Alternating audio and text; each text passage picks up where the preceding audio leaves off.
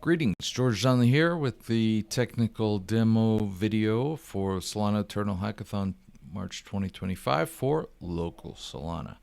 So this is the UI that's the front end that's in development. But let's look at the contracts. So contracts are on GitHub at this URL. We've got some details about it, but let's go to the code. So so here's the contract or the program code. Just got some constants set here, like fee, a limit on how much USDC can be transacted, deadlines, things like that. We've got the create escrow function. I'll explain all these in a moment. Fund escrow, etc. Update sequential address, that's a key one. Release, cancel, and then we have a whole bunch of functions related to creating disputes, filing bonds for the dispute, judgments, auto cancellation, things like that.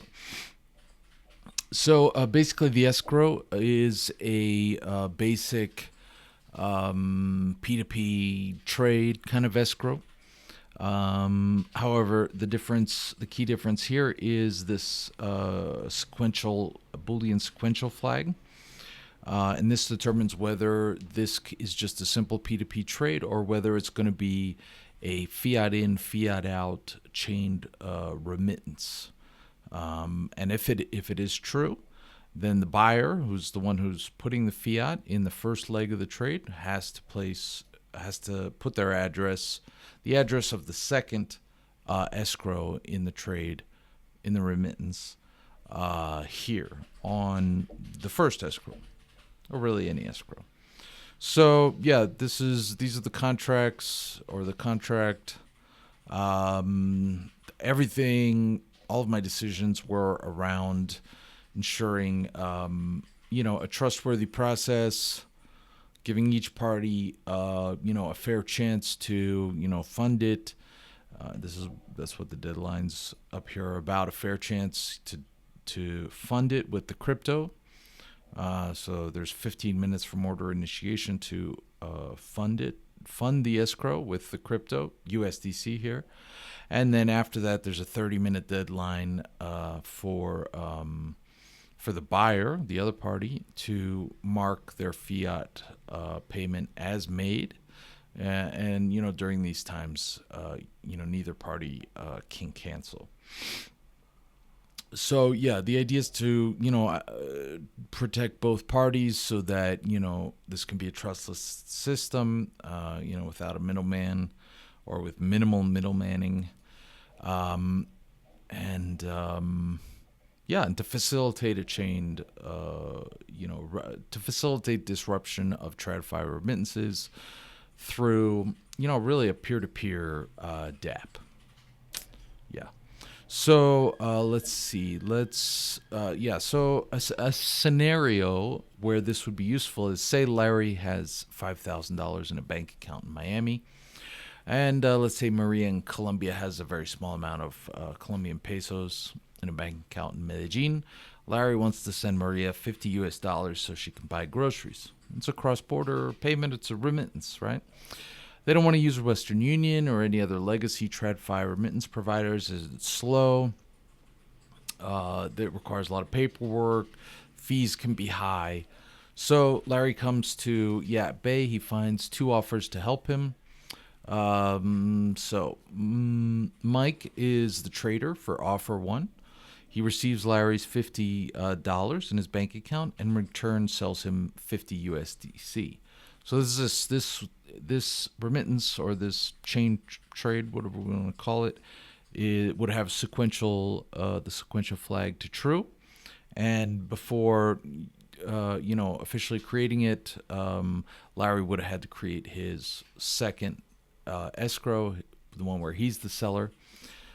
In the first escrow, the first leg, Mike, the trader, he escrows USDC.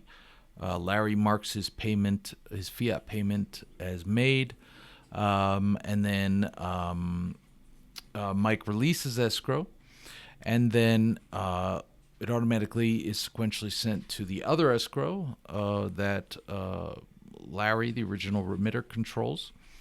And here he does another trade with Andres, and Andres takes the 50 USDC, and in return he deposits $50 worth of pesos to Maria's Colombian bank account. So here's a chart of how it works. Behind the scene, the seller, who's the person who's providing, the seller is always the person who's providing the crypto, USDC only for now in this case. He creates the escrow. If he doesn't do it by the deadline, cancel.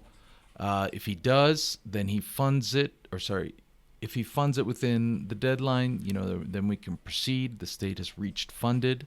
Then it's the buyer's turn. Buyer's turn.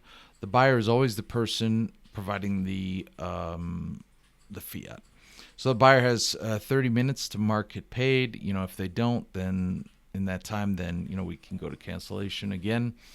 However, if they do, then the fiat paid flag is set. Let's see. Well, here's the dispute chain, right? That's a lot of fun. But let's say all is good. Seller has received his fiat, so seller calls the release escrow function. If the sequential flag is true, as I showed you earlier in the program code, if it's false, then it's just a standard P2P trade, and the buyer receives the USDC or whatever crypto it is we're dealing with, and it's released. We're done. However, here's where the innovation comes in. If the sequential flag is true, it's now a chained remittance. Funds are auto-transferred to the predefined sequential escrow, which is just another escrow. And then, and then add the scenario that I mentioned earlier. So everything has been decided. All the technical decisions have been made around serving this goal of being able to have peer-to-peer remittances. Let's see. So there's a whole bunch of repos that I've worked in over the last 4 weeks. Here's the API. I don't know. It's a pretty standard API. Here are most of the routes. I've added a few more since writing this documentation.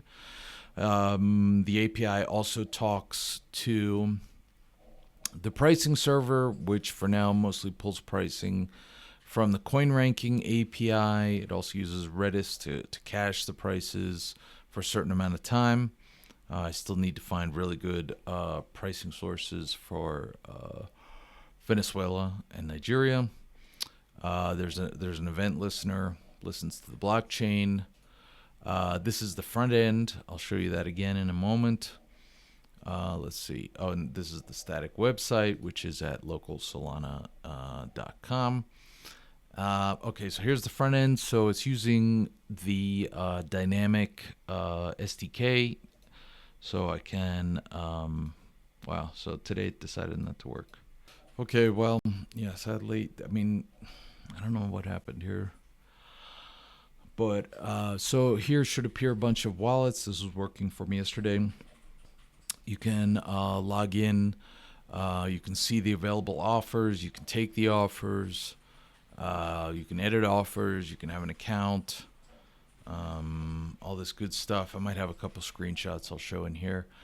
But basically, so this is the technical demo for LocalSolana. It's about, maybe 85% towards a basic MVP.